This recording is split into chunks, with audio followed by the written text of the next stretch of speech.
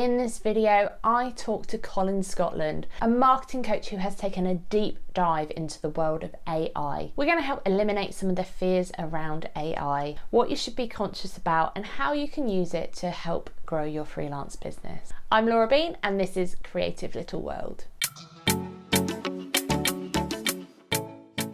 Thank you for joining me today. Now, you are a marketing coach and wonderful marketing coach, as I know from having worked for you for a couple of years now. And over the last 6-9 months, you've really been getting your head into AI. So just tell us a bit more about that.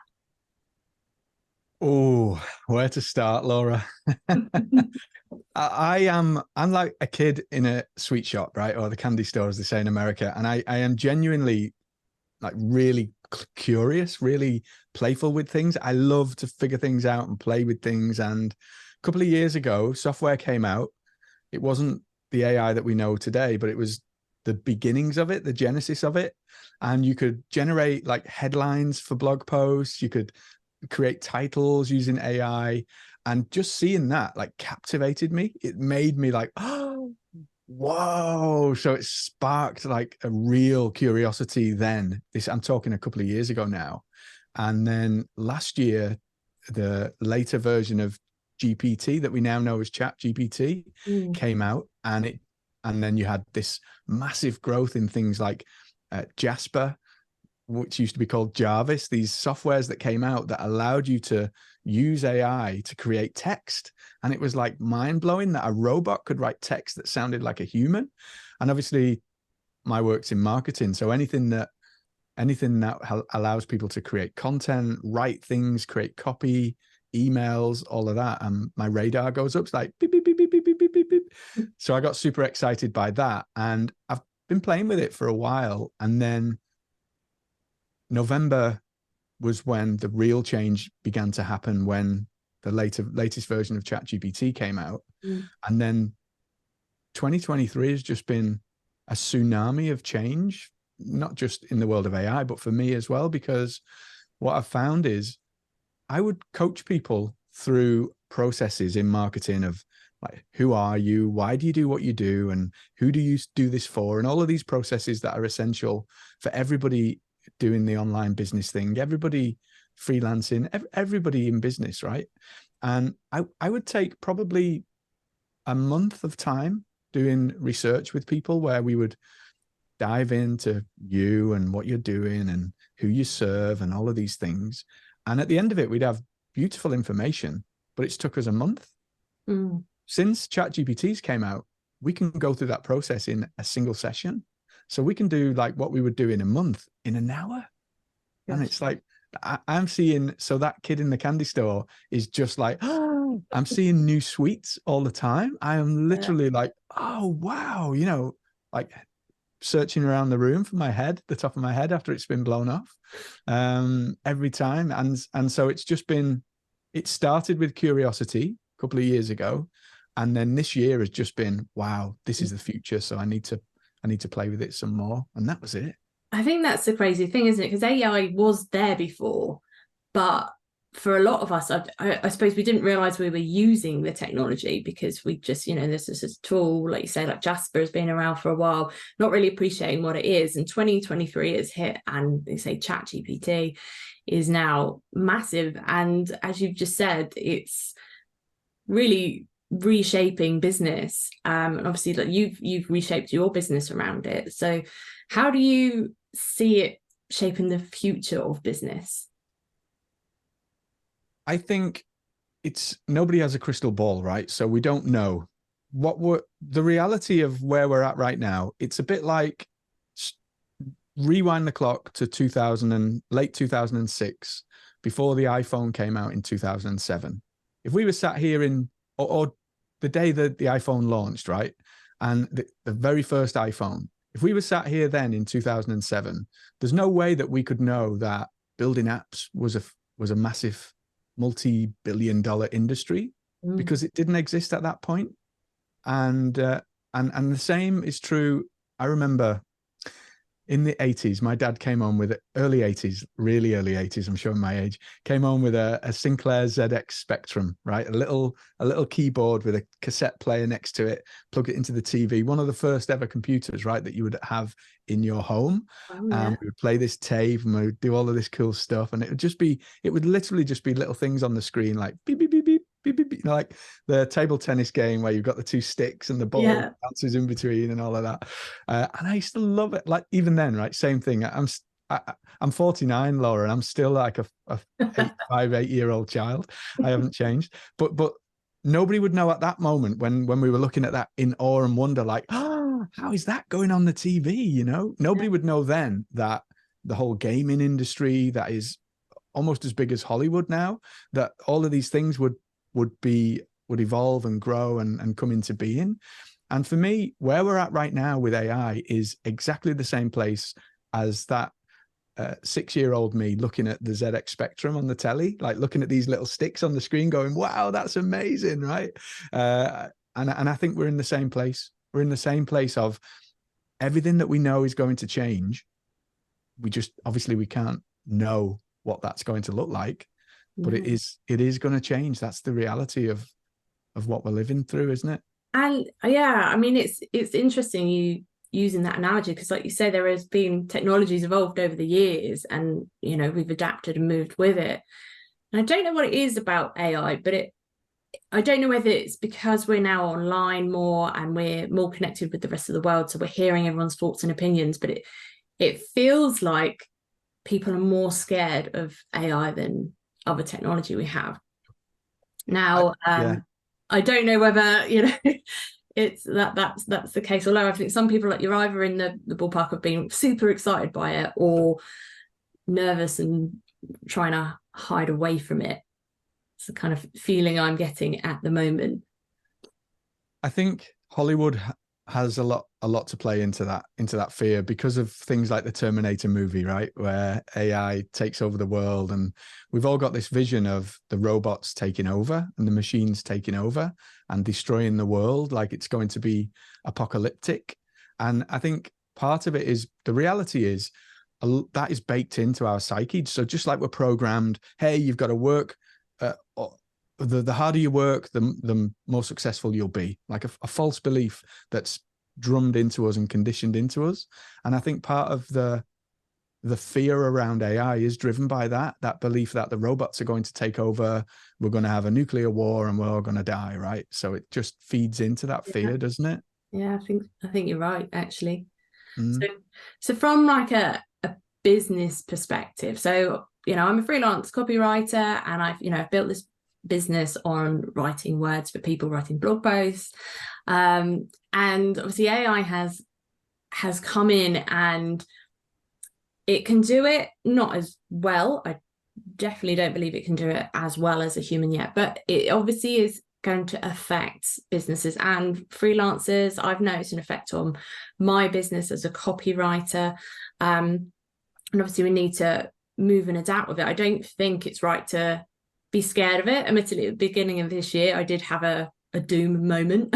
Oh, that's it, my business is ruined, I'm never going to get past this. And I've been, you know, thanks to you and, you know, as well, it's just helping me see how this can be used to our advantage and how we can develop and grow with it. So for our viewers or listeners that are freelancers and a little bit nervous about what this technology means to their business, have you got any kind of reassurance or anything you can say to help us fear it a little less? Yeah, that's a great question. I think I love that quote by Heraclitus that you can never step into the same river twice, right? Because the river changes and you change as well. So that's a fact of this life. Everything is constantly changing. The molecules in your body as you live and breathe right now are changing. Everything is changed. The nature of life is change. And I think we have to be in a place of acceptance of that everything is constantly in flux and changing. And there's a level of uncertainty with that. When you're a freelancer, I get it. I've done it. I do it, right? I run my own business and I know all of the fears that go with that. There's a greater level of uncertainty. And I think when AI comes along, it's almost like, oh no, this is going to replace me, or this is in danger of replacing me. I've seen it in my coaching practice. So people come in for traditional marketing coaching now has dropped. It has dropped because people are able to use the tools out there. Like they've got access to these things for themselves. But then there's been a growth in people wanting to know how to use the AI tools to grow, or how to use the AI tools to do better marketing and things like that. So there's always a flip side to this. Yeah. And I liken it to, no matter where you are on your journey, right? You are walking on this planet with an aspiration and a goal to do the thing that you really want to do, and to get to the moon, right? So you have this dream vision of you getting to the moon. I really want to get to the moon.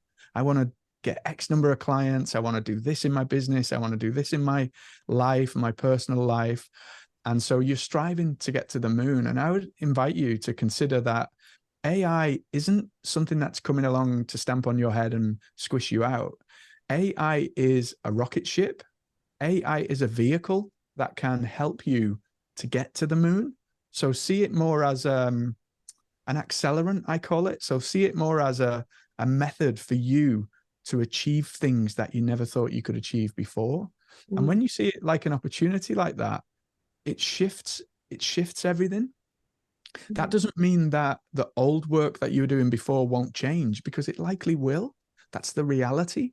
Just like you can't step into the river twice, things are going to change, and we have to have a gentle acceptance that things are always going to change, no matter how much we want to try and cling on to them. And then from that place, look at the possibilities that the rocket ship offers. And then when you look at it like that, I mean, I'm saying this now, I'm that 8-year-old kid again, right? Looking at the screen, and I'm going, oh, so what could we do with it? What could we do? Like we can go and fly the ship, and where can we go?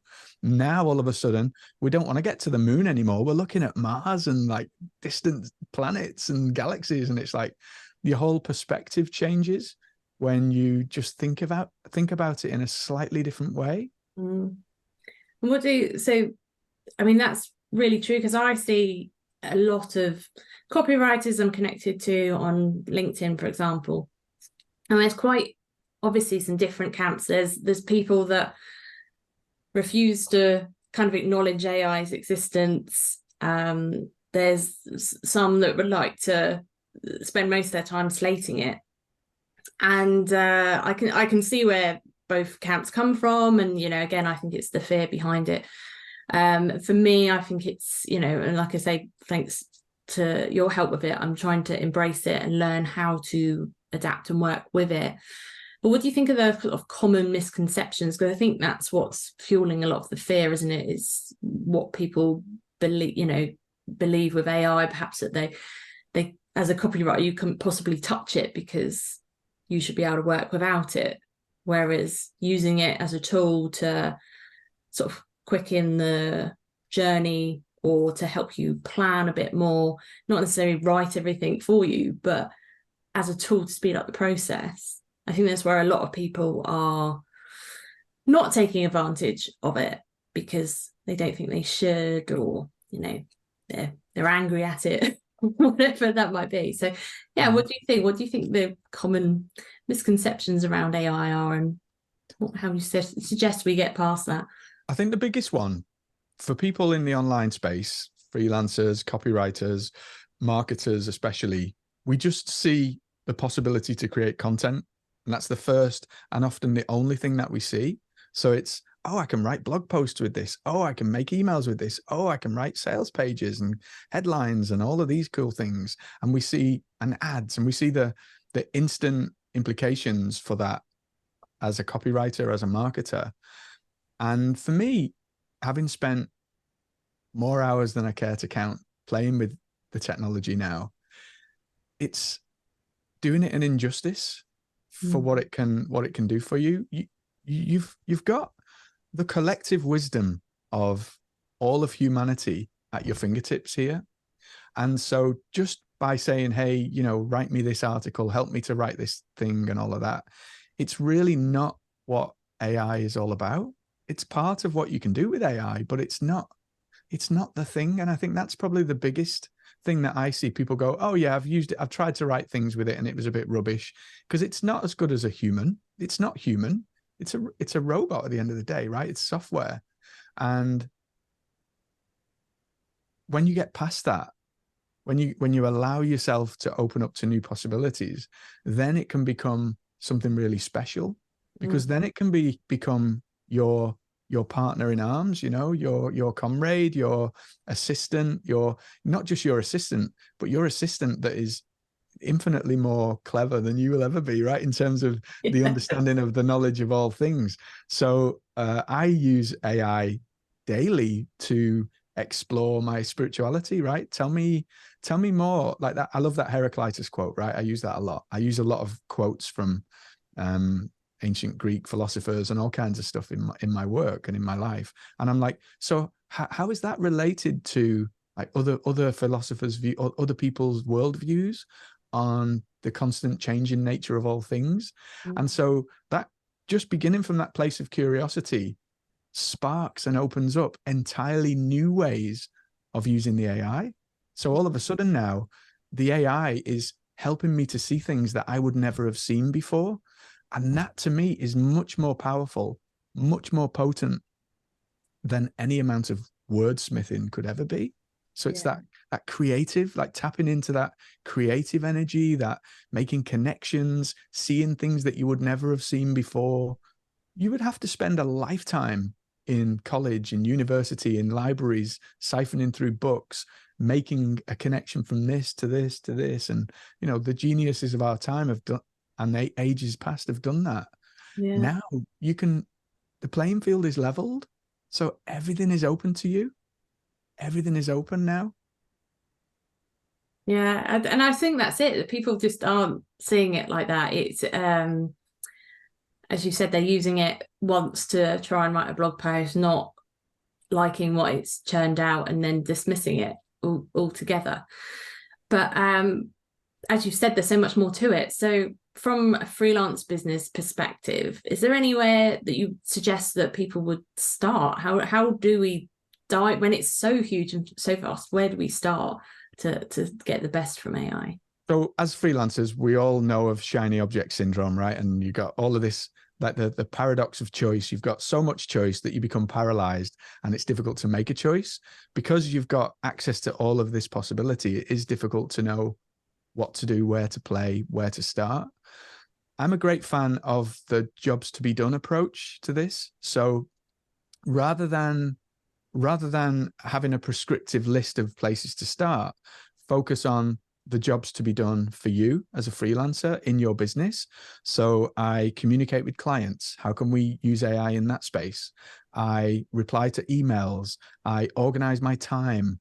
So AI is a great productivity assistant, creating that element of work-life balance for you as a freelancer, giving you, I've got to do this project, and I need to have 4 hours here, and I need to have my meditation practice. I need to go out and walk the dog. I need to go swimming in the sea, and I need to do all of these cool things that I need to do in a day.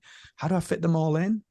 AI can help you with that really simply. And it's just looking at those things that you do already, those jobs that you need to get done, and seeing how and where AI can help you to be more productive and more creative and facilitate you being in that zone of genius, writing those beautiful words for people, working with those clients, doing that thing that you do best. So here's the thing, that thing that only you can do as a human being, AI, rather than squish that, AI is going to amplify that. That's, I think, the way to look at it. Yeah, absolutely. And I know from the work you've done, you've got your prompt engineering vault. So a lot of it is what you put into AI to what you get back out of it. So you've done a lot of work on this. So maybe we could just talk a little bit around prompt engineering, because for a lot of people, this is a new term, new phrase. So what exactly is it, and how do we use that to get better results from AI? quite simply, right? Garbage in equals garbage out. That's the bottom line. So how you instruct the AI 100% determines how good the thing that it gives you back is. Think of it as a really advanced pattern recognizer, right? It sees patterns. So if you speak to it in a harsh way, in a stern tone, it'll repeat its output in that same format that you've given it in the input. So if you speak politely to AI, hey, ChatGPT, please could you do X, Y, and Z? It's going to respond in that same tone. So it's just really good at mimicking patterns. That's what makes it almost sound human. And so the better you get at instructing it for the pattern that you want, the better those patterns that come out. Does that make sense? Yeah. Oh, I'm pleased to use my please and thank yous. I did see someone write something again, I think it was LinkedIn, and they were like, does anyone else spend their time thanking ChatGPT? And I thought, yeah, it's just natural. And when you're correcting it, I do it very carefully. So I don't want to be rude. But actually, now you've said that, it obviously makes sense. So what you're putting in is what you're getting out. Yeah, definitely. And so you can extend that approach to anything and everything that you're trying to do with the AI. And we're talking about ChatGPT here, but whether you're using Google's Bard or Claude AI, it really doesn't matter. The principle and the process is the same. We all have to become a little better, a little cleverer at how we frame things, how we frame our instruction, because the instruction is what dictates the quality of what you get out at the other end. Yeah. And I know you've done the great prompt vault on this, so I'll put that in the description because that's been super helpful for me. But if you were going to pick, say, 2 or 3 AI tools that you would say to people, start with these are wonderful at what they do, what I know it's going to be difficult because you've got so many different tools you like to play with, but narrow it down to a couple to start people off. So the probably the two that have impacted my day and my life the most, the first one is ChatGPT, obviously, because now I live inside of ChatGPT and I have it do all kinds of things in my life and my business. The vault that you mentioned is just me exploring all of the things that I do, the way that I coach people, the areas of life, spirituality, personal growth, balancing client work, all of those things. And then looking at how you can apply good prompt engineering to get good outputs from ChatGPT. So I'm constantly playing like that kid in the sweet shop with what we can get out and what we can put in to get better things out. And that's why the prompt vault was born, right? So ChatGPT is something that it has to be number 1 on the list for me. That's just been the catalyst of all of the change in my life in the last 9 months now and counting. And then probably the second one has been, I would say, Fathom.video. That's been the second game-changing AI tool for me. So my day, my life, I had a beautiful epiphany. I had a business that went bust in 2013 and I did loads of jobs to put food on the table. We haven't got time to talk about it here, right? But in the aftermath of that, I had a beautiful epiphany where I was like, wouldn't it be amazing after all the pressures of that business and people trying to take my house away and all of those things, right? Wouldn't it be beautiful if I just got to have conversations with people all day? And that was my life and my business. And that was part of the journey for me becoming and doing the thing that I do today. And I always hold that epiphany with me, right? That's there. And so in service of that conversation, I find myself in conversation many hours in a day. So 4 to 6 hours a day, I'm in conversation like this. And it's where magic happens because we're interacting, we've got that energy. And so having done this for a long time now, I've got so much conversation like backlog, right? Fathom.ai is such a beautiful tool for creating summaries of those conversations, and the recording, the transcript and all of those things is really good. But the thing that has changed for me personally in all of that is the AI summary. So it will say, hey, Colin and Laura talked about X, and then they talked about this, and it gives a real, for me, it's an accelerant. So rather than having hours and hours of footage to have to go through and say, oh, there's a bit that's really good, let's use that, let's create a blog post about that, let's talk about that on the podcast, right? I've got a very quick way of looking at the summary from all of those things, and then obviously when I'm in a client conversation, that becomes part of the client experience. So your client can then see, oh, this is what we talked about, and that's all done like instantly by AI. Stuff that would have taken a long time to do manually. Wow. Yeah, it really is going to change the way we work. And I think it is, I say the beginning of the year, it did scare me, but I am actually quite excited now by what the prospects can be with it. And I think in the next 5 years, we're going to see pretty big changes. So just to kind of wrap everything up, is there any final thoughts for sort of, well, any business owner, really, but sort of thinking about along the lines of freelancers, any sort of suggestions or ways you say to basically prepare yourself for the future? I know we don't know what that is, but we can get ourselves as ready as we possibly can. Yeah, I mean, whether you're a freelancer, a business owner, or what, it really doesn't matter. The big thing here is just to have that beginner's mind and be a learner and be curious, because success isn't a destination. Success is an attitude and an energy. And so if you can bring yourself into that place of, oh, wow, wow, what can we do? What's possible? That place of curious, that curious, like, oh, inquisitive playfulness of what's possible with this thing. That's going to bring so much infinitely more success. How can I use this to help my clients? So those summaries in Fathom, they're like, my clients are like, wow, this is great. Rather than having to trawl through an hour-long video, they can see, oh, that was where we talked about that. Boom. And we've got it. We've got those sound bites. How can you bring it into your life in a way that helps, that accelerates, that gets you to the moon faster? Yeah, absolutely.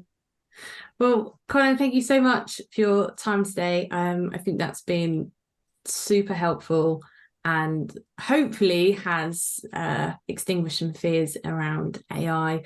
And yeah, I mean, I'll pop in the description details on yourself and what you do, and link to this prompt vault we've spoken about, which is super fab for helping get started really using AI and really delving into it.